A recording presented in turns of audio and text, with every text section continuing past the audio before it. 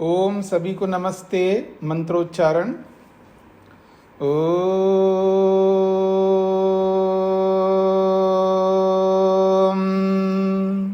सहना भवतु सहनौ भुनक्तु सह वीर्यं करवावहै तेजस्विनावधीतमस्तु मा विद्विषावहै।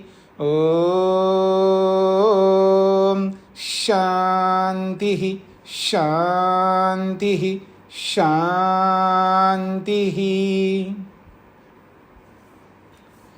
योग दर्शन की 62वीं कक्षा है। समाधिपाद के 23वें सूत्र को लेकर के विचार कर रहे हैं। ईश्वर प्रणिधानाद्वा। ईश्वर प्रणिधान करने से सर्वाधिक शीघ्र समाधि लगती है और समाधि का फल प्राप्त होता है। ये इस सूत्र का अर्थ है। ईश्वर प्रणिधान को लेकर के हमने 2 दिन से विचार किया है। महर्षि वेदव्यास ने एक स्थान पर यह कहा है, सर्व क्रियाणाम परम गुरो अर्पणम तत्फल संन्यासो वा। इसको लेकर के कल हमने विचार किया है। तत्फल संन्यासो वा का अर्थ होता है और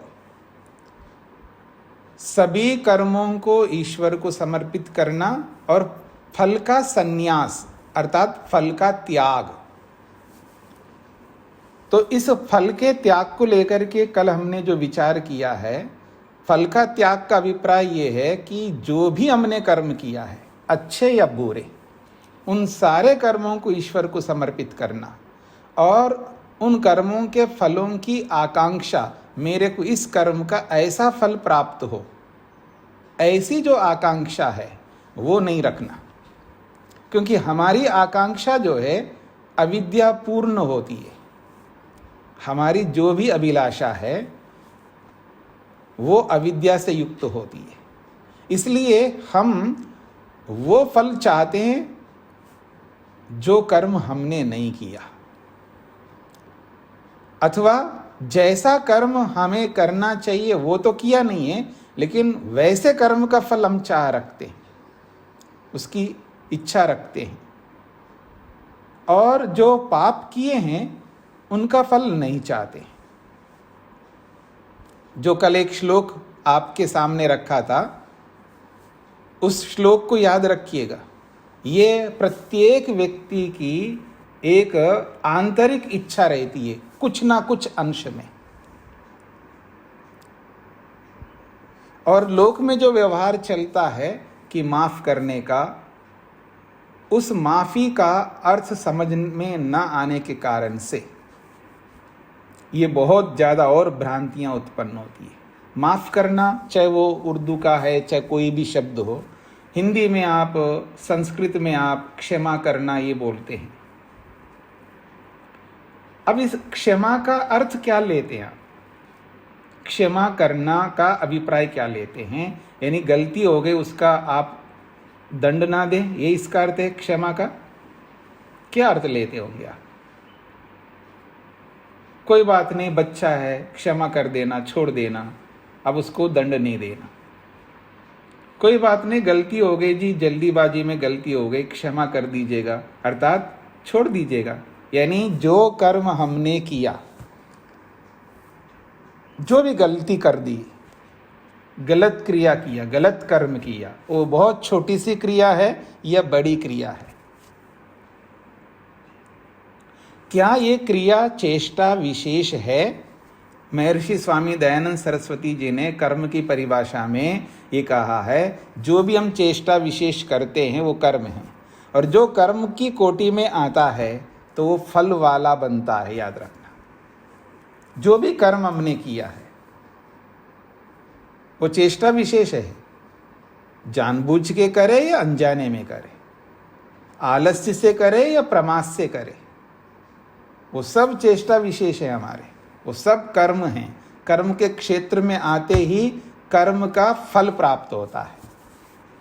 यदि वो अच्छा कर्म है तो अच्छा फल मिलेगा, यदि वो ईश्वर के द्वारा जो विधान किया गया उसका विरुद्ध है, या ऋषियों के विधानों के विरुद्ध है, अथवा हमने जो नियम बनाए हैं, हमने का मतलब है सरकार ने जो नियम बनाया है, या किसी राज्य ने, स्टेट ने नियम बनाया है, या किसी डिस्ट्रिक्ट में नियम बनाया है, किसी शहर में नियम बनाया है, किसी समाज में, किसी सोसाइटी में नियम बनाया है, या किसी व्यक्ति ने, माता ने, पिता ने, गुरु ने, या किसी ने भी नियम बनाया, और तो और मैंने स्वयं ने अपना नियम बनाया है। मेरे को इतने बजे सोना है, मेरे को इतने बजे खाना है, जो भी हमने नियम बनाया अपने अपने, जो भी नियम बनाए हैं, चाहे वैयक्तिक नियम हो या सामाजिक नियम हो, चाहे वो किसी भी प्रकार के नियम है, उन सब नियमों के उल्लंघन पर दंड होता है, क्योंकि वो सारे कर्म हैं। अब मनुष्य को दंड दे या ना दे, ईश्वर किस लिए बैठा है? उसका काम ही न्याय करना है। और किसका न्याय करेगा? कर्मों का ही तो न्याय करेगा, क्योंकि वो जो न्याय करेगा वो कर्मों का ही न्याय करेगा, क्योंकि न्याय तो कर्मों पर ही होता है। कर्म के अतिरिक्त तो न्याय का कोई औचित्य ही नहीं है। यदि हमने गलती की है, सामाजिक गलती है, वैयक्तिक गलती है, राष्ट्रीय गलती है, या विश्व स्तरीय गलती है, या ईश्वरीय विधान की गलती है, उस कर्म का अवश्य फल मिलेगा। तो ये जो क्षमा करने का अर्थ क्या लेते हैं आप? यानी वो दंड ना मिले, ये क्षमा का अर्थ है, या क्षमा का कुछ और अर्थ है? तो संस्कृत में क्षमु, सहने एक धातु है, उसी से क्षमा शब्द बनता है, और उसका अर्थ है सहन करना। इसलिए परमात्मा को कहा था सहोसी सहो मई दे, आप बहुत सहनशील है, हमें भी सहन शक्ति दीजिएगा। तो सहन करना का मतलब, कर्म आपने किया तो उसी समय मैं उतावला नहीं हो सकता, उसी समय मैं आर पार नहीं कर सकता, आपने गलती की आपको दंड दूंगा, ऐसा ये जो उतावलापन है इसको रोकना है हमें, ये सहन करना है हमें। तो ईश्वर कितना सहनशील है, आप कल्पना करके देख सकते हैं कि पूरे दुनिया में जितने भी लोग गलत करते हैं, एट ए टाइम, एक ही समय पर, उन सबको दृष्टा बन करके देखता है। आप देखिए कितना सहन करता होगा। मैं आपको उदाहरण देता हूँ, आपको स्पष्ट हो जाएगा। माता है, पिता है, गुरु है, जो भी बड़े हैं, जिनके अनुशासन में जो लोग रहते हैं, जब वो गलतियाँ करते हैं तो उनको कितना दुख होता है जी, कितना कष्ट होता है। चाहे वो माता हो, चाहे वो पिता हो, चाहे वो गुरु हो, चाहे वो कोई भी हो, जिनके नियमों में, जिनके द्वारा जो भी कुछ किया गया है, चाहे माता पिता ने हमें सब कुछ दिया है, सारे साधन दिए हैं, फिर उन साधनों का दुरुपयोग जब हम करते हैं तो माता पिता को कितना कष्ट होता होगा, कितना दुख होता होगा। जो आप लोग कहा करते हैं ना, खून पसीना एक करके, एक एक रुपए को जोड़ करके ये सब बनाया है। अब ये जो बच्चे हैं ये ऐसे उड़ा देते हैं, मोटी भाषा में कह रहा हूँ, उनको कोई अंदाज़ा ही नहीं है कि ये कैसे प्राप्त होते हैं। जब वो उन चीज़ों को ऐसा लगता है जैसे पानी की तरह बहाते हैं, उनको खर्च करते हैं या उनको दुरुपयोग में लाते हैं, तो माता को, पिता को, गुरु को, जो भी बड़े लोग हैं, उनको कितना कष्ट होता होगा। पर ईश्वर को कष्ट नहीं होता है, ईश्वर दुखी नहीं होता है, क्योंकि हमारे में अविद्या, इसलिए हमें दुखी होना होता है, अर्थात हम दुखी होते हैं। हमें भी दुखी नहीं होना है, ये बहुत बड़ी बात है, लेकिन वो स्तर जब तक नहीं आएगा तब तक सभी लोग दुखी होते ही है ना। पर ईश्वर दुखी नहीं होता, ईश्वर को पता है ये तो करेगा ही गलती, इसको लाख समझा दो फिर भी गलती करेगा, क्योंकि इसके अंदर अविद्या है। और जब तक ये अविद्या को दूर नहीं करेगा तब तक ये गलतियां करता रहेगा। और मेरा काम है उसको सहन करना, और अवसर देख करके मैं दंड दूंगा, कहाँ दंड देना है वहीं दूंगा। जब चाहे तब दंड नहीं दे सकता। जिसको आप कहते हैं ना, मातृमान पितृमान आचार्यवान पुरुषो वेदः, सुना है आपने बहुत। जो माता वेदानुकूल शास्त्र आदि को पढ़ करके ऋषियों के सिद्धांतों के अनुरूप चलती होगी, वो माता भी वैसी होती है, वो पिता वैसा ही होता है, वो गुरु वैसा ही होता है जो ईश्वरीय संविधान का अनुकरण करने वाले। वो अविद्या से युक्त होकर के कुछ भी नहीं कर सकते, वो विद्यापूर्वक निर्णय देते हैं, वो भी वैसा ही सहन करते हैं, वो भी वैसा ही देखते हैं, जितना अंश में देखते हैं। पूर्ण रूप से देखते हैं ऐसा मेरा अभिप्राय नहीं है, क्योंकि पूर्ण रूप से तो हम देख ही नहीं सकते, क्योंकि हम अल्पज्य हैं। लेकिन जितने अंश में उचित निर्णय माता हो या पिता हो या गुरु हो जो लेते हैं, वो वैसा ही निर्णय लेते हैं। और जहाँ जहाँ अविद्या है वो वैसा निर्णय नहीं ले पाते हैं। ये आप अपने आप को भी देख सकते हैं, दूसरों को भी देख सकते हैं। हम जहाँ जहाँ अविद्या से युक्त होते हैं, ग्रस्त होते हैं, वहाँ सारे निर्णय हमारे गलत होते हैं। अपने बच्चों के लिए हो, स्वयं के लिए हो, या पड़ोसी के लिए हो, या जिस किसी के लिए भी। और जहाँ जहाँ विद्या पूर्ण होकर के, विवेक पूर्ण होकर के, यथार्थता को ध्यान में रख करके, सत्य को, न्याय को, अहिंसा को, इन सबको ध्यान में रखते हुए जब निर्णय करते हैं, वो निर्णय उचित होते हैं। तो इन बातों को समझना है कि जब ईश्वर हमारे कर्मों को देखता है तो वो देख करके भी वो कुछ कर नहीं सकता, अर्थात वो हाथ पकड़ करके रोकता नहीं है। ये अलग बात है, भय, शंका, लज्जा आदि उत्पन्न होती है हमारे मन के अंदर, अथवा अच्छे कामों को करने पर हर्ष, उत्साह आदि उत्पन्न होते हैं, पर इतना तो करता है, लेकिन यूं हाथ पकड़ करके रोकता नहीं है। और हम क्या करते हैं, हम हाथ पकड़ करके रोकने की चेष्टा करते हैं। ये हमारी सबसे बड़ी गलती है। जिसको समझ नहीं है उसको तो हाथ पकड़ करके रोकना ही होता है, मैं उसकी बात ही नहीं कर रहा हूं। लेकिन जो अपने पांव पर खड़े हो गए हैं, उनके पीछे हम नहीं पड़ सकते। उनको हम हाथ पकड़ करके रोकने की चेष्टा करते हैं, अथवा उनको रोकने की चेष्टा करते हैं, उनको बोल बोल करके उनको और ज़्यादा गलत करने के लिए प्रेरित करते हैं। हमें समझ में नहीं आता है, और वो आगे होकर के बोलते भी है बच्चे, आई नो, हमको पता है, आपको बताने की ज़रूरत नहीं है, आप होंगी माँ मेरी, लेकिन आपसे ज़्यादा पता है मेरे को। तो ऐसे बच्चे को क्या कहना है आपको, उसके पीछे क्यों पड़ना, जल्दी उठ बेटा, तो जल्दी उठता नहीं है।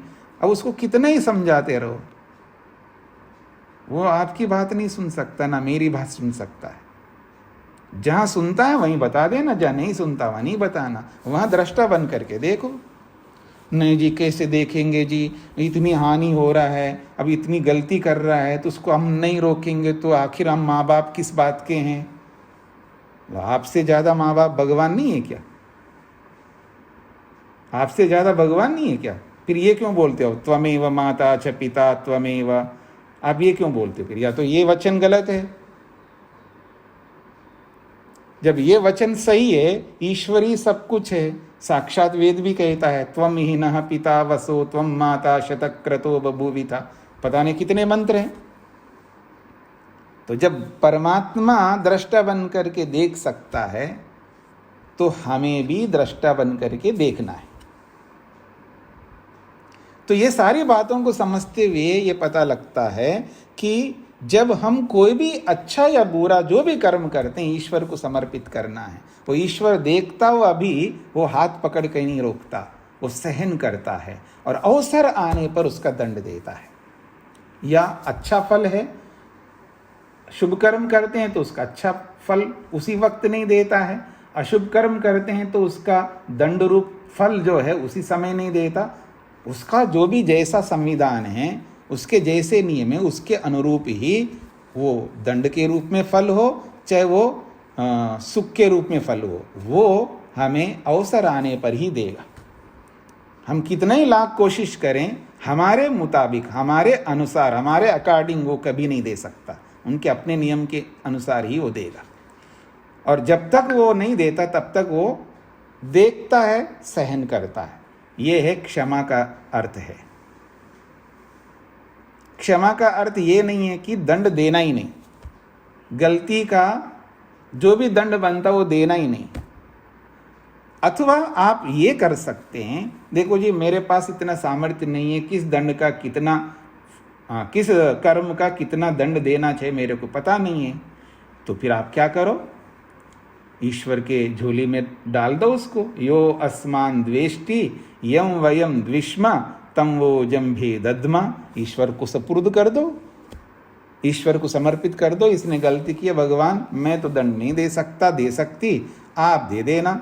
जब आपको आपके नियम के अनुसार ईश्वर को समर्पित कर दो, फिर क्यों उतावला होते हो, क्यों परेशान होते हो, क्यों दुखी होते हो, क्यों उसको पकड़ने की चेष्टा करते हो जो आपकी बात ही नहीं सुन रहा है। तो ऐसे ही हमें करना होता है और ऐसा ही ईश्वर करता है। ईश्वर सहन करता है और अवसर आने पर उन सारे कर्मों का फल देता है। कहाँ देता है, कब देता है, ईश्वर पर छोड़ देते हैं।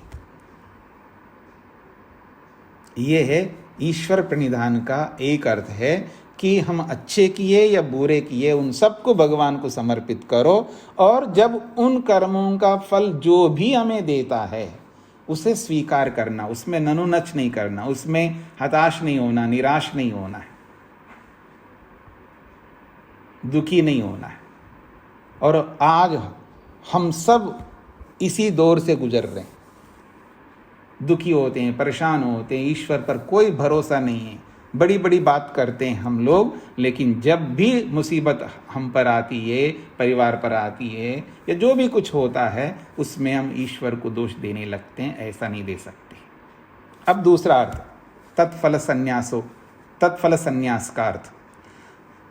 कुछ व्याख्याकार इसका ये अर्थ करते हैं कि जो भी हमने अच्छे काम किए हैं, जो भी हमने अच्छे काम किए हैं, उन कर्मों का फल संसार के फल के रूप में कभी नहीं चाहना। समझने का प्रयत्न करना। फल का संन्यास करो यानी फल को त्याग करो। वो इसका अर्थ ये करते हैं कि जो भी हमने अच्छे कर्म किया और ईश्वर को समर्पित किया, और उनका फल लौकिक फल नहीं चाहना, संसार का फल नहीं चाहना। मेरे को अच्छा जन्म मिले, मेरे को अच्छा परिवार मिले, मेरे को अच्छा परिवेश मिले, मेरे को धन दौलत मिले, मेरे को ये ऐश्वर्य मिले, मेरे को ये पद प्रतिष्ठाएं मिले, तो ये जो सांसारिक फल है इनको नहीं चाहना। फिर ये कर्म व्यर्थ हो जाए? नहीं, इसका फल चाहना मुक्ति मिले मेरे को।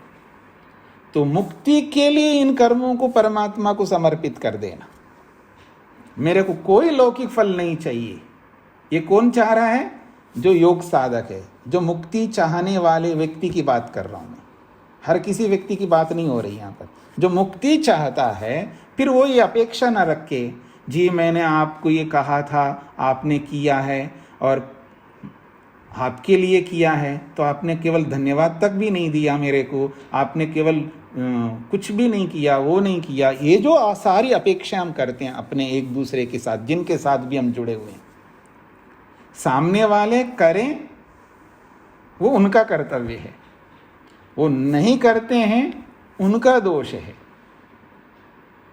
हमारा कर्तव्य है नेकी कर कुएं में डाल, अर्थात हमें अच्छे कर्म करना है और उसको ईश्वर को समर्पित करना है, और उन कर्मों का फल लौकिक फल नहीं चाहना, संसार का फल नहीं चाहना। संसार का फल चाहेंगे तो मुक्ति फल नहीं मिलेगा, दोनों में से एक ही फल मिलेगा हमको।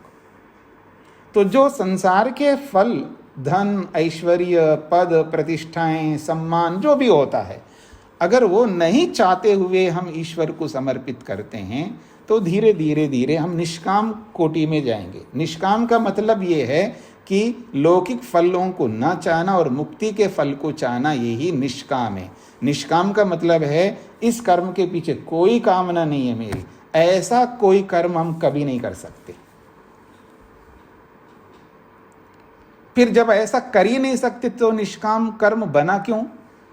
निष्काम कहीं तो निष्काम होता होगा, वो केवल ईश्वर में होता है, मनुष्य में कभी नहीं हो सकता।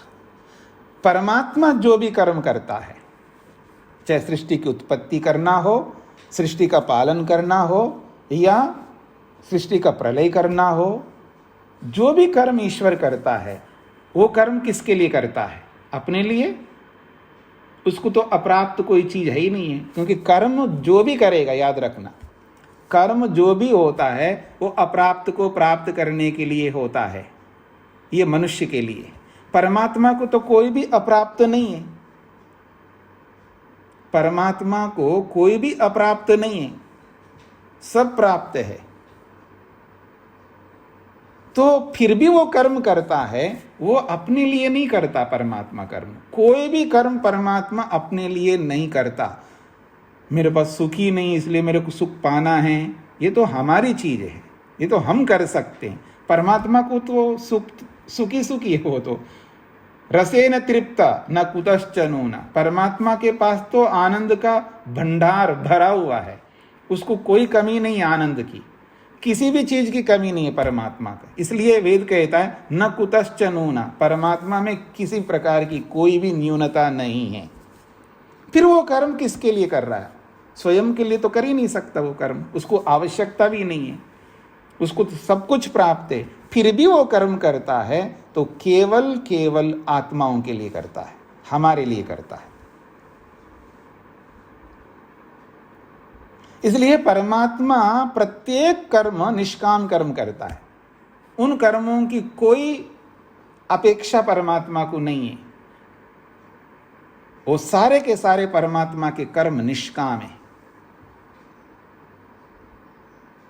तो निष्काम का वास्तविक अर्थ केवल परमात्मा में घटित होता है, ना योगाभ्यासी में होता है, ना सांसारिक व्यक्ति में होता है।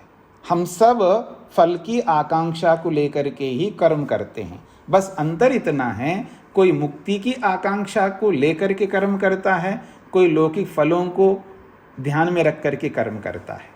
तो एक अंश में हमें निष्काम कर्म करने के लिए जो कहा जाता है वो निष्काम इस अर्थ में है कि लौकिक फलों को न चाहना, इस अर्थ में हम निष्काम कर्म करते हैं।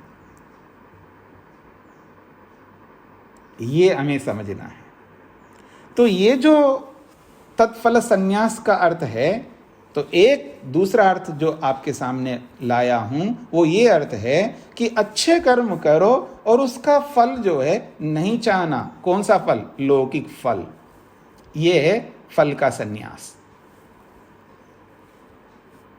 यदि मुक्ति चाहते हैं तो लौकिक फल नहीं चाह सकते आप, क्योंकि लौकिक फल मिलेगा तो मुक्ति का फल नहीं मिलेगा। तो जो लौकिक फल है वो सकाम कर्म कहलाते हैं। कामना से हम कर्म करते हैं, मेरे को पुत्र चाहिए तो पुत्र की कामना से, मेरे को धन चाहिए तो धन की कामना से, मेरे को ये चाहिए, तो इन सब कामनाओं से युक्त होकर के जब हम कर्म करते हैं तो उन्हीं कर्मों को सकाम कर्म कहा है। तो इन कामनाओं को जो नहीं रखता, अपेक्षा से है, ये याद रखना, इन कामनाओं को जो नहीं रखता, योगी इन कामनाओं को नहीं रखता। जो समाधिस्थ व्यक्ति है वो इन कामनाओं को नहीं रखता। इन समस्त लौकिक कामनाओं से जो ऊपर उठता है उसको निष्काम अपेक्षा से कहा है। और इसी को महर्षि स्वामी दयानंद सरस्वती जी ने एक अलग शब्द दिया है, उनकी ये विशेषता है। आपने ऐषणाओं के बारे में सुना है, लोकेशना, वित्तेषणा, पुत्रेषणा, और भी कुछ ऐषणाएं होती हैं। जो आयुर्वेद आप में से जिन्होंने आयुर्वेद पढ़ा हो, जो आप में से जो भी आयुर्वेद के BA MS हो या अथवा जो आयुर्वेद से संबंधित जानकार हो, उनको पता है आयुर्वेद में एक ऐषणा बताई गई है, वो बहुत महत्वपूर्ण ऐषणा है। और उस ऐषणा को अगर हम नहीं रखेंगे तो हम जीवित भी नहीं रह सकते हैं। उस ऐषणा का नाम आयुर्वेदकार ने, चरक ने ये कहा है, उसका नाम दिया है प्राणेषणा। प्राणेषणा लिख लीजिएगा, प्राणेषणा, प्राण की चाह रखना, ये मेरे प्राण निरंतर चलते रहे। इस ऐषणा से प्रत्येक व्यक्ति जुड़ा रहता है।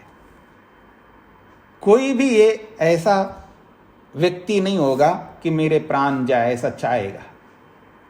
ये अलग बात है, अत्यंत मूर्खता में रहने वाला, हताशा निराशा में रहने वाला, जो सुसाइड करने वाले जो होते हैं, जो हताश निराश होकर के कोई कारण उनका जो भी हो सकता है, वो भले ही उन प्राणों की चाह नहीं रखते हों, और जो भी सुसाइड करने वाले होते हैं उनको बहुत बड़ा दंड मिलता है।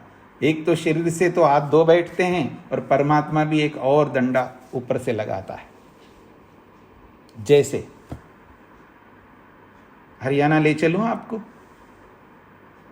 हरियाणा का मतलब कि बच्चे को बोलते हैं कि देख ये चाकू नहीं छूना है, ये कट जाएगा, उंगली कट जाएगी, ये होगा ये होगा। माँ ने समझाया उसको, वो बच्चा तो बच्चा होता है, वो ढूंढ ढांड करके वापस जो है चाकू लेकर के वो भी नाटक कर रहा है सब्जी काटने जैसे, जैसे माँ काटती है सब्जी।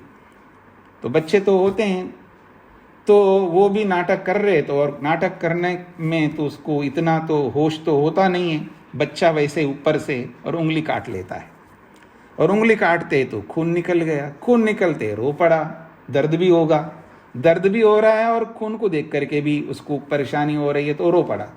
माँ आती है, नाव देखती है ना ताव देखती है, एक खींच करके, हरियाणा का हाथ है याद रखना, एक खींच करके एक चपेटा मारती है। बेचारा पहले से दुखी हो रहा है, दुख हो गया, उसको दंड मिल गया, फिर ऊपर से चांटा क्यों मारा माँ ने? समझ में आ रहा है ना? सेम टू सेम भगवान यही काम करता है, याद रखना। तो वो जो हाथ कट गया वो दंड नहीं था, वो जो दुख मिला हाथ कटने को, वो तो परिणाम था, एक्शन का रिएक्शन था। वो एक्चुअल दंड जो माँ ने दिया है ना, वो है दंड उस कर्म का। उंगली काटने वाले कर्म का जो दंड है वो माँ ने दिया। और आजकल की माँ मान लो नहीं भी दे रही है तो कोई बात नहीं, देयर इज नो प्रॉब्लम, भगवान देगा, वो इसलिए बैठा है। हम लोग अपने निकटस्थ लोगों के साथ में अविद्या से युक्त होकर के, या यूं कहूं राग से युक्त होकर के, मोह से युक्त होकर के हम भले दंड ना दें, कोई बात नहीं। एक दृष्टा निरंतर हमें देख रहा है, सुन रहा है, जान रहा है, वो कभी किसी को नहीं छोड़ेगा। वो समस्त कर्मों का वो हिसाब वो ही करता है। और हमें क्या लगता है कि अगर हम किसी नौकर को हमने वेतन दे दिया, क्या पता है आपने उसका खून चूस करके दिया है अथवा यथार्थ दिया है, जो भी दिया है, जो आपके पास जो नॉलेज है, जो जानकारी है, अब अपनी जानकारी के हिसाब से आपको लग रहा मैंने ठीक वेतन दिया है। तो अगर आपने कम दिया है तो आपको तो पता ही नहीं है किस काम के लिए कितना देना है। आपको जो संसार के नियम है उनके हिसाब से आपने दिया है। तो ऐसे सब लोग देते ही है ना फल। हमने सही दिया है तो फिर भगवान किस लिए बैठा है? उसके पास तो काम धंधा ही नहीं रहेगा, इसलिए हम पूरा फल दे ही नहीं सकते। जो भी बचा हुआ होता है वो सारा हिसाब करता है परमात्मा, किसी को नहीं छोड़ेगा। समझ में आ रहा है आप लोगों को? और हमें पता नहीं था जी, हमने तो जो पता था उतना ही दे दिया। पता नहीं तो पता कर लेना था आपको। अर्थशास्त्र पढ़ते हैं, दुनिया को पढ़ते, मानवीयता को पढ़ते। मेरी बात समझ में आ रही है आप लोगों को? आप लाख रुपए ले लो, 2 लाख का टारगेट बना के चलो, 2 लाख ले लो, 3 लाख का टारगेट बना करके चलो। और काम करने वाले का भी टारगेट होगा, उसको नहीं बढ़ा सकते आप। उसके हिसाब से जब जितना बढ़ा सकते हैं उसको भी तो बढ़ाना चाहिए। जब आप खुद बढ़ रहे तो वो नहीं बढ़ सकता क्या? उसको भी बढ़ना चाहिए ना। खैर, तो जो भी हम फल देते हैं, जिस किसी को जहां भी फल देने का हमारा काम आता है, वहां हमने जो भी दिया है। एक आदमी की एक बहुत बड़ी चालाकी क्या होती है, लेना तो बहुत चाहता है वो, हाँ याद रखना, लेने में वो खुल करके लेना चाहता है, देने में खुल करके नहीं देना चाहता। ये सबसे बड़ी कमी है मनुष्य की। लेना तो इतना लेना चाहेगा, इतना लेना चाहेगा, जब देने की बारी है तो फिर वहां देखना क्या कंजूसी दिखाता है आदमी। करो, कितनी कंजूसी करते हो करो, पूरा हिसाब करेगा भगवान, छोड़ेगा किसी को नहीं, छोड़ेगा बिल्कुल नहीं। यही ईश्वर की आज्ञाओं को समझना है हमें। ये जो ईश्वर की अलग अलग आज्ञाएं हैं वेद में जो हम पढ़ते हैं, जितने भी पढ़ा है हमने, जी आप में से कोई कह सकते जी हमने तो पूरे वेद तो पढ़े नहीं है जी, तो जो पढ़े हैं पहले उसको तो पालन कर ले हम, जो नहीं पढ़े उसके बारे में बाद में सोचेंगे। मतलब जितना हमको जानकारी है वेदों के विषय में, ऋषियों के विषय में, संविधान के विषय में, जो जो जानकारी हमें आज, कम जानकारी नहीं हमारे पास में, एक से बढ़कर एक अपने आप को आदमी मानता है, आई नो एवरीथिंग, मेरे को सब पता है जी, आपको बताने की जरूरत नहीं है। ऐसा आदमी इतना जानकार है, तो जितनी जानकारी के हिसाब से उतना तो हम पहले कर लें। हम उस लिस्ट को क्यों हाथ लगाते जिसके बारे में हमारा कोई सामर्थ्य नहीं है। अब मैं दोबारा बोलता हूँ ये बात, कई बार बोलता रहता हूँ, ये अच्छा लगता है मेरे को ऐसा बोलने में। हमारे जीवन में दो लिस्ट होते हैं, एक वो लिस्ट होता है जिसको हमें करना चाहिए, ये भी करना चाहिए, वो भी करना चाहिए, वो भी करना चाहिए, ऐसे बहुत हैं, और आपकी भाषा में बोलूं बहुत हैं, बतेरे हैं, ठीक है जी, ये करना चाहिए, और उनको करने का सामर्थ्य भी है हमारे में। ऐसा नहीं कि उनको करने का सामर्थ्य नहीं है, उनको करने का सामर्थ्य भी है, करना चाहिए, और साधन भी है, और सब कुछ अनुकूलता है, लेकिन नहीं करते हम। ऐसी लंबी लिस्ट है हमारे पास में, और हम इतने चालाक होते हैं। एक दूसरा लिस्ट है, वो भी ऐसा कहता है ये भी करना चाहिए, ये भी करना चाहिए, ये भी करना चाहिए, वो भी करना चाहिए, और वो करने का सामर्थ्य हमारे में नहीं है, और उसको हाथ में लेकर के घूमते रहते हैं हम लोग। जिसको करने का सामर्थ्य नहीं हमारे पास में, उसको लेकर के घूमते रहते हैं। हाँ जी ये करना चाहिए, इसमें मेहनत करना चाहिए, ये क्यों नहीं हो रहा है, उसमें लगे रहते हैं। जो कर नहीं सकते उसमें लगे रहते हैं, जो कर सकते हैं सब कुछ है उसको हाथ ही नहीं लगाते हम लोग। कितने चतुर लोग हैं हम लोग।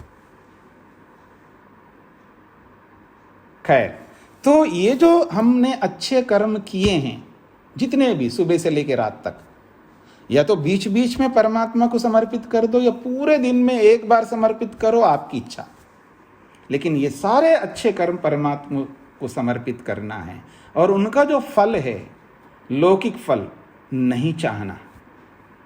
मेरे इन सभी कर्मों का कोई लौकिक फल ना चाहे। कोई मेरे को अच्छा बोले, कोई मेरा नाम ले ले, मेरा कोई मैंने सहयोग किया, हेल्प किया, तो इसने धन्यवाद तक नहीं दिया है, कुछ भी अपेक्षा नहीं रखने का। मोटी भाषा में नेक कर कुएं में डाल, अपेक्षा ही नहीं रखनी है।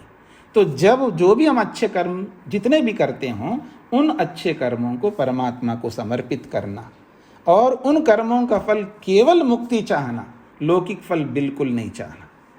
ऐसा भी करते जाएंगे तो भी इसको फल संन्यास कहा जाता है। ऐसा एक व्याख्या है, ऐसी व्याख्या कुछ लोग करते हैं।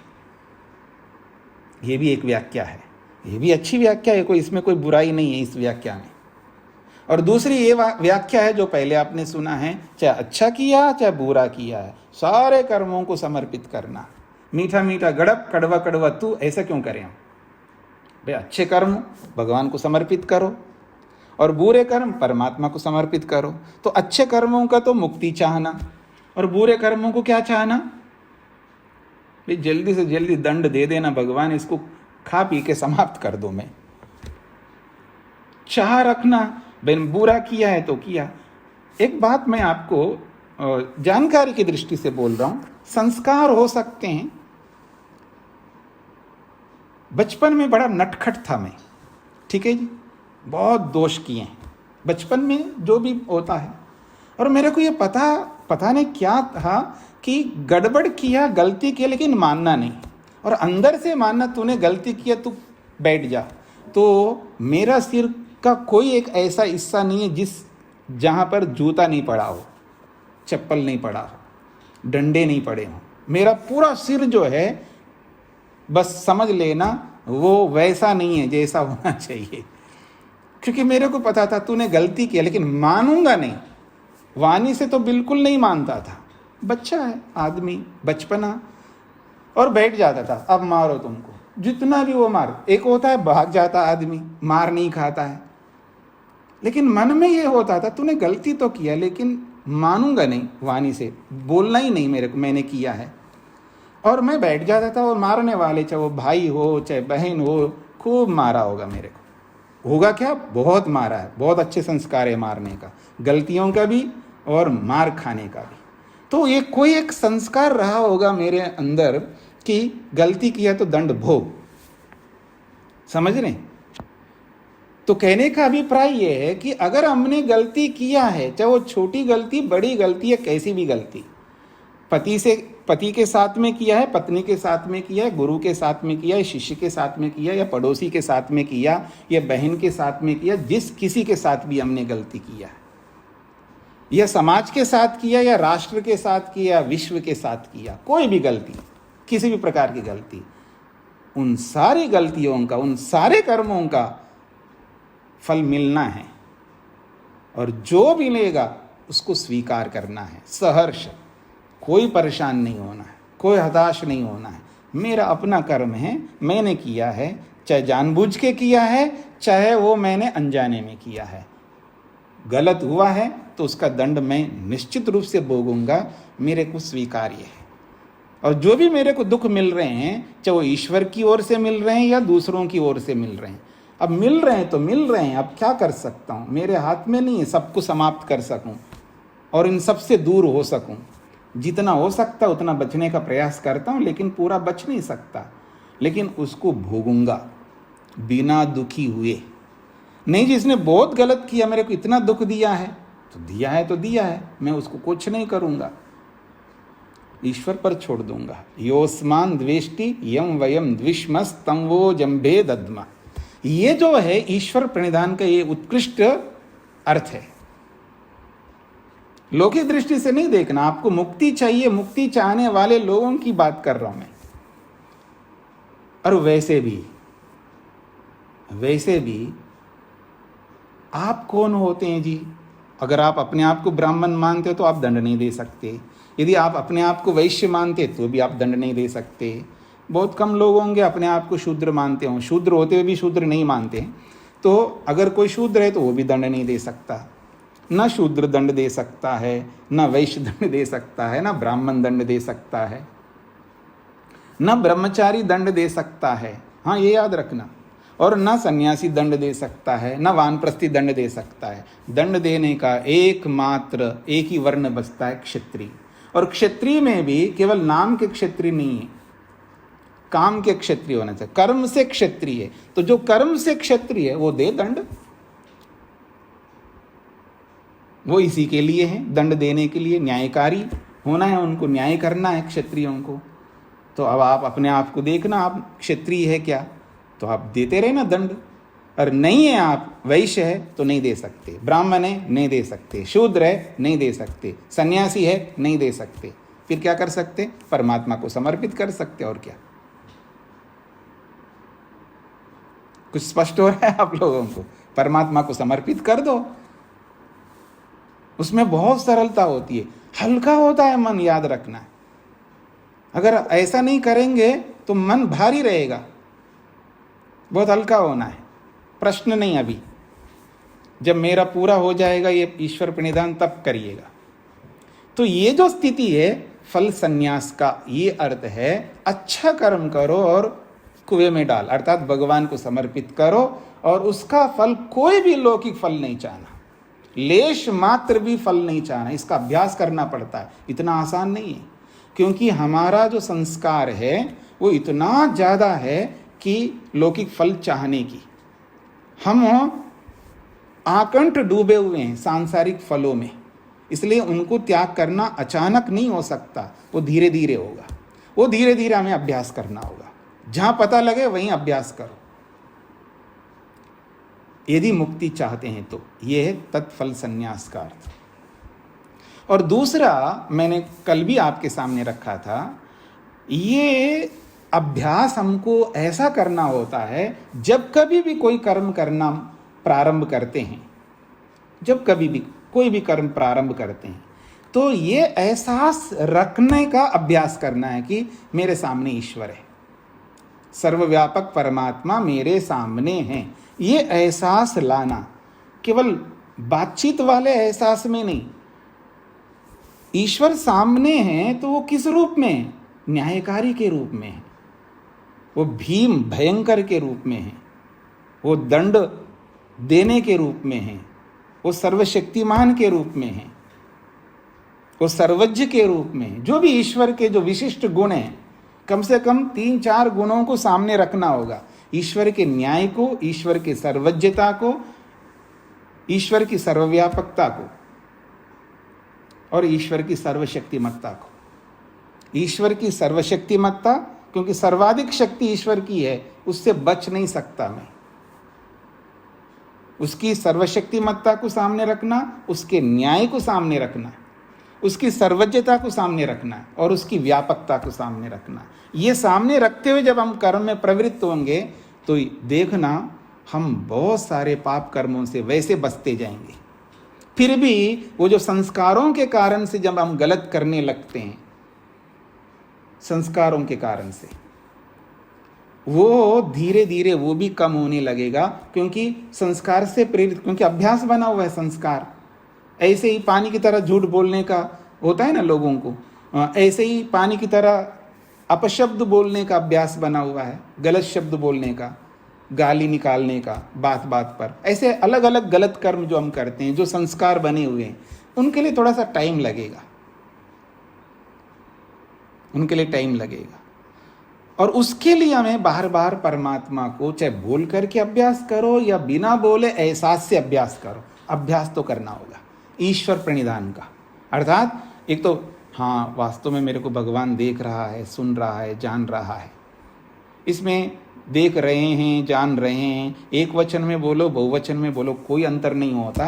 जो सबसे निकट का होता है ना, उसके साथ आप तू कह करके बोल सकते, तू तो देख रहा है, ऐसा भी बोल सकते, इसमें कोई दोष नहीं है। त्वमेव माता च पिता त्वमेव, इसका अनुवाद बोल रहा हूँ मैं। तू ही मेरी माँ है, तू ही मेरे पिता है। तो ये तू या तुम या आप, कोई अंतर नहीं है, इन सबका एक ही मीनिंग है। आपका भाव अच्छा है, माँ के प्रति कोई गलत भाव नहीं है, तो उस स्थिति में आप माँ को तू कहेंगे तो कोई दोष नहीं है। एक व्यवहारिकता है, सामान्य व्यवहार में हमने ऐसे तू नहीं बोलना है, आप बोलना है। तो ये हमारे अपने पैमाने हैं, लेकिन भाषा विज्ञान का ऐसा कोई पैमाना नहीं है। वहाँ यही पैमाना है, आदर करना है। आप तू से आदर करते हैं या आपसे आदर करते हैं या तुमसे आदर करते हैं, इसमें कोई अंतर नहीं है। आदर करना मुख्य है। आदर में आप शब्द बोलो, तुम शब्द बोलो या तू शब्द बोलो, कोई अंतर नहीं आएगा। बिना आदर के आप बोलो तो भी अंतर आएगा, तुम बोलो भी अंतर आएगा, तू बोलो भी अंतर आएगा, क्योंकि आदर नहीं है पीछे। तो आदर मुख्य है। तो ईश्वर को आप इस तरह आप बोल करके भी याद कर सकते हैं, बार बार अभ्यास बना सकते हैं। बीच बीच में जब कभी भी आपके सामने जब ये परिदृश्य आएगा, मेरे को ईश्वर देख रहा है या देख रहे हैं, जो भी आप बोल सकते हैं, तो तुरंत वो भाव बना लेने का। ऐसे बार बार कर करके वो घर कर जाता है। अर्थात जैसे दिन में दिन की अनुभूति होती है हमको, रात में रात की अनुभूति होती है, ऐसे ईश्वर की अनुभूति होने लगेगी। जैसे कोई दुकान चलाने वाला होता है, कोई जॉब करने वाला होता है, कोई कुछ व्यापार, विशेष व्यापार करने वाला, ऐसे अलग अलग लोग हैं दुनिया में। तो जिनका सर्वाधिक समय जिसमें जाता है ना, उसको वही दिख रहा होता है। जो जिसका सर्वाधिक काम होता है, जिसका सबसे अधिक समय उसी में लगता हो, उसको वही दिखने लगता है। तो वैसी स्थिति बनाने के लिए ये अभ्यास बार बार हमको करना पड़ता है। चाहे बोल करके करो या मन मन में करो या केवल एहसास करो। जैसे कि जब पति घर पे हो और पत्नी को एहसास होता है हाँ पति देव है या नहीं है, अब वो जैसे निकलता है अब नहीं है, ये भी एहसास होता है। तो ऐसा जो एहसास, आप बोल करके एहसास नहीं कर रहे हो, मन में भी सोच करके एहसास नहीं कर रहे हो, वो अंडरस्टूड है, वो रहता है। कोई सामने है आदमी, जैसे कोई अजनबी कोई सामने है तो हाँ कोई है सामने, कोई नहीं है तो कोई नहीं है। ये जो एहसास है, चाहे वो एहसास के रूप में, अनुभूति के रूप में भगवान को रखो, या बोल करके रखो, या मन में विचार करके रखो, लेकिन रखना होगा हमें। ये रखने का अभ्यास हमको निरंतर करना है। और जब तक वो हमारे घर नहीं कर जाती, अर्थात साथ में नहीं होता है, सामान्य नहीं होता हमारे जीवन में, तब तक हमको ये अभ्यास करना होता है। ये भी ईश्वर प्रणिधान है, इसको भी ईश्वर प्रणिधान कहते हैं। आइए पंक्तियों पर आइए अब। प्रणिधानात अर्थात भक्ति विशेषात, यानी ईश्वर की आज्ञा का विशेष पालन करने से, आवर्तिता ईश्वरः, ईश्वर आवर्तिता का मतलब है अभिमुख हो जाता है, ईश्वर का मुख हमारी ओर हो जाता है। जैसे पति और पत्नी के बीच में लड़ाई होती है ना, कई बार होती है ना लड़ाई किसी भी कारण से, और मुंह फेर लेते हैं एक दूसरे से, होता नहीं होता ऐसा?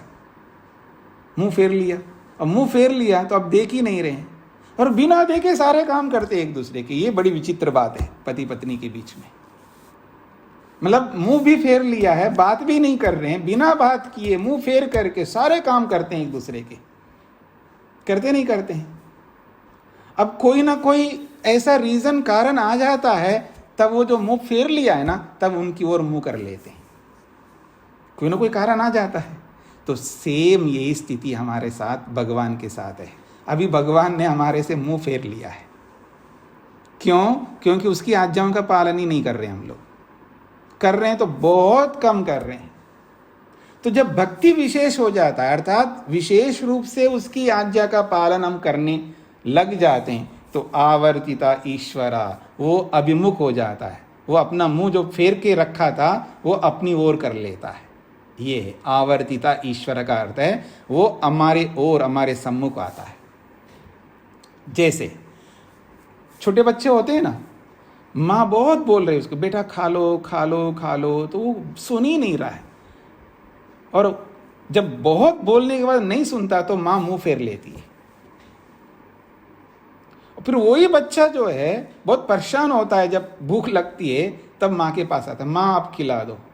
तो थोड़ा सा वो आगे बढ़ता है तो माँ 2-4 कदम और आगे बढ़ करके उसको गले लगाती, अब खिलाती, गले लगाती मतलब खिलाती है। तो ऐसा ही भगवान हमारे अभिमुख होता है। जब हम ईश्वर की आज्ञा का पूरा पालन करने लगते हैं, तब ईश्वर अपना मुख हमारी ओर करता है। ये है आवर्तित शब्द का अर्थ है। अभी ईश्वर ने मुंह फेर रखा है हमारे लिए, बहुत नाराज है हमसे, मोटी भाषा में कह रहा हूँ। वो मुंह फेर रखा है भगवान ने, क्योंकि उसकी आज्ञा का पालन हम नहीं करते हैं। जब पति ने जो कहा है पत्नी को, जब पत्नी नहीं करती तो वो भी जैसे मुंह फेरता है, या पत्नी ने जो कहा पति को तो पत्नी भी जब मुंह फेरती है। जो लोक में हम जो करते हैं एक दूसरे के प्रति, ऐसे गुरु भी करता है, ऐसे शिष्य भी करता है, सब करते हैं एक दूसरे के प्रति। तो जब हम एक दूसरे के अनुकूल जब ज़्यादा हो जाते हैं, तो जो मुंह इधर किया हुआ है वो उनकी ओर अभिमुख करते हैं। ये आवर्तिता ईश्वरा, ईश्वर जो है हमारे अभिमुख हो जाता है, अर्थात वो हमारे सामने आ जाता है, वो सामने आने लगता है। ईश्वर ऐसा कोई आकृति, कोई ऐसा है ही नहीं है ना भगवान का। ये समझाने की एक शैली है, एक अलंकार है ये। आवर्तिता ईश्वर, वो अभिमुख होता है किसके? भक्ति विशेष करने वाले के, अर्थात ईश्वर की विशेष भक्ति करने वाला। विशेष भक्ति का मतलब है विशेष रूप से ईश्वर की आज्ञाओं का पालन करने वाला जो होता है, उसके प्रति आवर्तिता ईश्वरा, उसके अभिमुख हो करके तम अनुगृह्णाति, अब उसके ऊपर कृपा करता है। तम अनुगृह्णाति, उस पर कृपा करता है। क्या कृपा करता है? समाधि लगवाता है, यानी दर्शन देता है, यही उस पर अनुग्रह करता है, यही उसकी कृपा है। तो कहते हैं तम अनुगृह्णाति अभिध्यान मात्रेण, संकल्प मात्र से, क्योंकि ईश्वर संकल्प करके ही सारे काम करता है। याद रखना, आपने उपनिषद पढ़ी है ना, मेरे से आपने जिस किसी ने भी 11 उपनिषद पढ़े हैं, देखो जी, मेरे को पढ़ाते हो 30 साल हो रहे हैं, तो पता नहीं कितने लोगों को पढ़ाया होगा, चाहे उपनिषद हो, दर्शन हो, या जो भी शास्त्र मैंने पढ़े हैं, पढ़ाया है। तो अभिध्यान मात्रे ना, वहाँ पर जहाँ भी सृष्टि करने का काम आए या फल देने का काम आए ईश्वर के विषय में, वहाँ यही शब्द का प्रयोग करता है, ईश्वर ने इच्छा की और वो काम हो गया। तो ये अभिध्यान का मतलब है ईश्वर का संकल्प। उसने कहा सृष्टि बना दूं तो बना देता है। उसने देखा है कि समय पूरा हो गया, अब सृष्टि बना दूं, बनाना प्रारंभ करता है। अब समय पूरा हो गया, क्या अब मैं प्रलय करूं, तो प्रलय करना प्रारंभ करता है। इसके सारे कर्म पूरे हो गए, अब इसको फल दे दूं, ये इच्छा करता है, फिर फल प्रदान करता है। ऐसा ईश्वर बिना संकल्प के कोई काम नहीं करते। वो हम लोगों की तरह नहीं है। हम लोग बिना संकल्प के ही आगे बढ़ते रहते हैं, बाद में सोचते अरे कुछ सोचना था, कुछ योजना बनानी थी, या कुछ तो हमको करना होता, हम तो बाद में करते हैं। पर ईश्वर ऐसा नहीं है, कोई भी काम करता है वो संकल्प करके करता है। मतलब वो अधूरा ज्ञान है इसलिए वो ऐसा करता है, ऐसा नहीं है, उसकी परिपूर्णता है। मतलब वो इच्छा रख करके करे, हाँ इसने ठीक किया है, अर्थात उसका अभिध्यान जो है, उसका जो संकल्प है, वो हमारे कर्म के अनुरूप है। जब हमने अपना परिपूर्ण कर्म किया उसके लिए, तब वो संकल्प करता, हाँ इसने अभी पूरा किया, अब इसको ये फल देना चाहिए। ये है उसका अभिध्यान। तो अभिध्यान मात्रेण, बस संकल्प मात्र से वो तम अनुगृह्णाति, उस पर अनुग्रह करता है, अर्थात साक्षात्कार करवा देता है, प्रत्यक्ष होता है, ऐसा भी आप कह सकते हैं। तम अनुगृह्णाति, उस पर अनुग्रह करता है, अर्थात साक्षात्कार हो जाता है उसको। अब कहते हैं आगे, तद अभिध्यान मात्रादपि, ईश्वर के संकल्प से भी योगिनः, योगी को आसन्नतमः, समाधि बहुत निकट होती है, बस समाधि लग जाती है उसको। समाधि लाभः, समाधि का लाभ हो जाता है। इतना ही नहीं, समाधि फलम च भवति, उसको समाधि का फल भी प्राप्त होता है। समाधि का फल क्या है? आनंद का मिलना, ज्ञान का मिलना, जो भी ईश्वर के पास में है वो सब हमको अनुभव होने लगते हैं। यही समाधि का फल है। वो सर्वज्ञ है तो सर्वज्ञ की अनुभूति होती है, वो आनंद स्वरूप है तो आनंद की अनुभूति होती है, वो सर्वशक्तिमान है तो उसकी सर्वशक्तिमत्ता की अनुभूति होती है। जैसा ईश्वर का स्वरूप है वैसा वैसा समाधि में हमको प्राप्त होता जाएगा। और जब समाधि का प्रसंग आएगा वहाँ स्पष्ट करूँगा इसका। समाधि आपने किस गुण को लेकर के की है, उसी गुण का वहाँ दर्शन होगा, सभी गुणों का नहीं होगा। हमें इसलिए ईश्वर के सब गुणों को, यानी सबका मतलब है अधिकांश गुणों को लेकर के समाधि लगानी होती है। बहुत लंबी प्रक्रिया है जी, इतना आसान नहीं है। इसलिए इस लंबी प्रक्रिया को करने के लिए वक्त चाहिए, समय चाहिए, टाइम चाहिए, समझने के लिए भी, करने के लिए भी। ऐसा नहीं है कि बस एक बार सुन लिया और हो गया। हम इतने पवित्र नहीं हम लोग। हम कैसे हैं? आकंठ डूबे हुए हैं अपवित्रता में, अविद्या रूपी अपवित्रता में। इस अविद्या रूपी अपवित्रता को हम अपने जीवन में से जब निकालेंगे 100%, तब ईश्वर हम पर अनुग्रह करेगा। क्योंकि तब हम जो भी कर्म करेंगे ना, वो ईश्वर की आज्ञा ही होगी। मेरी बात को समझने का प्रयत्न करना। जब हमारे में वो जो अविद्या है, जब वो हमारे से वो दूर होता जाएगा, ऐसे दूर नहीं होगा, वो प्रतिशत के रूप में दूर होगा। जितना मेहनत उतना ही फल। आपको मैं एक उदाहरण देता हूँ। कभी भार उठाया आपने? भार, वेट हमने तो बहुत उठाए जी, गुरुकुलों में भी, घर में भी।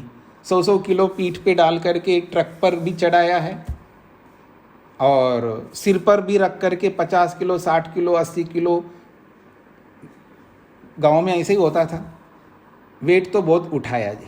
कभी कभी क्या होता है, वेट उठाने के लिए एक आदमी उठा नहीं पा रहा होता, तो कोई हेल्प करता है, कोई देख करके, या हम उसको बुलाते हैं, तो भी वो सहयोग करता है, अथवा उसके अंदर ये कृपा आ जाती है कि बेचारा मेहनत कर रहा है, वो हमको नहीं देख रहा है, हम उनको नहीं देख रहे हैं, उसने हमको देख लिया है, वो आकर के हमें हेल्प करेगा। ठीक है ना? तो हमारी ये जो संसार की जो सहयोग की जो भावना है, उसी भावना को हम भगवान के साथ जोड़ते हैं। बहुत बड़ी भूल करते हैं हम लोग। थोड़ा सा हम करेंगे तो भगवान तो कृपा करेगा ही है। तो ईश्वर की कृपा कैसी होती है, ये मैं आपके सामने रखना चाह रहा हूं। अपनी अविद्या को थोड़ा सा और हटाना चाह रहा हूं। ईश्वर जो कृपा हम पर करता है वो हमारे पुरुषार्थ के आधार पर करता है, हमारे कर्म के आधार पर करता है। यदि हमारा कर्म नहीं है तो कोई कृपा नहीं करेगा। ये फिर तो ईश्वर क्या हुआ? नहीं, तब इसीलिए ईश्वर है क्योंकि वो न्यायकारी है। और हम लोग क्या करते हैं, हम सामने वाले को, या सामने वाला मतलब अपना ही जो बच्चा होता है, अपने परिवार का होता है, उसने कर्म ना भी करे तो भी उसको हम फल देते हैं ना। फल का मतलब है उसको पैसा देते हैं, मकान देते हैं, उसको सब कुछ लुटाते हैं हम उस पर। अगर वो बिगड़ेलू है तो भी उसको देते हैं, अथवा वो वैदिक धर्म के अनुसार, वेद के अनुसार नहीं चलता तो भी दे देते हैं उनको। बिना कर्म के भी तो करते हैं ना हम लोग उस पर कृपा, क्योंकि उसने वैदिक कर्म तो कर नहीं रहा, फिर भी हम अपना लुटाते उस पर भगवान ऐसी कृपा कभी नहीं करता। वो भगवान जो कृपा करता है वो हमारे कर्म के अकॉर्डिंग करता है। जितना कर्म उतना कृपा, जितना कर्म उतना, यानी 10% हमने किया है तो 10% का फल हमको दे दिया, तो वो 10% का फल और ये 10% 20% हो जाता है। तो उस 20% से फिर मेहनत करते हैं हम लोग, फिर उस 20% का फल देता है तो 20% और मिल गया। ऐसा हमारा आगे बढ़ता है। ईश्वर उतना ही फल देगा जितना हमने कर्म किया, जिस परसेंटेज में किया उसकी कृपा भी उसी परसेंटेज में होती है, ना अधिक होती है ना कम होती है, क्योंकि वो न्यायकारी है। न्यायकारी को कभी भी भूलना नहीं। न्यायकारी पद को हटा करके जब हम ईश्वर को देखेंगे तो ईश्वर नहीं समझ में आएगा। इस बात को समझने का प्रयत्न करना। अगर ऐसा करेंगे तो फिर ईश्वर अन्यायकारी हो जाएगा ना। बिना कर्म के कैसे फल दे सकता है हमको? उस न्याय का मतलब क्या है? न्याय का अर्थ ही कर्म है तो फल है, कर्म नहीं है तो फल नहीं है। इसी का नाम न्याय है। ये ईश्वर का न्याय है। तो उसकी कृपा हमारे कर्म पर आधारित है, हमारे कर्मों के परसेंटेज के ऊपर आधारित है। तो इसलिए यहाँ पर कहा तद अभिध्यान मात्रादपि, उस संकल्प मात्र से, क्योंकि हमने भक्ति विशेष की है। हमने का मतलब जिस योगी ने की, उसकी भक्ति विशेष जब पूरी हो जाती है, अर्थात पूरी ईश्वर की आज्ञा का पालन कर लेता है, तो आवर्तिता ईश्वरा, वो अपना मुंह उसकी ओर करता है और तम अनुगृह्णाति अभिध्यान मात्रेण, संकल्प मात्र से उस पर अनुग्रह करता है। और वो अनुग्रह उसके कर्म की पूर्ति पर हो रहा है। फिर कहता तद अभिध्यान मात्राद अपि, उस ईश्वर के संकल्प से भी योगी को आसन्नतमः, उसकी समाधि बहुत निकट है। यानी आज्ञा की पूरा पालन, ईश्वर प्रणिधान पूरा किया तो समाधि नेक्स्ट, बस द्वार खुल रहा है, यूं समझ लीजिएगा। ईश्वर का द्वार बंद है अभी, बहुत पता नहीं कौन सा ताला लगा रखा है भगवान ने अपने द्वार का, वो बंद है।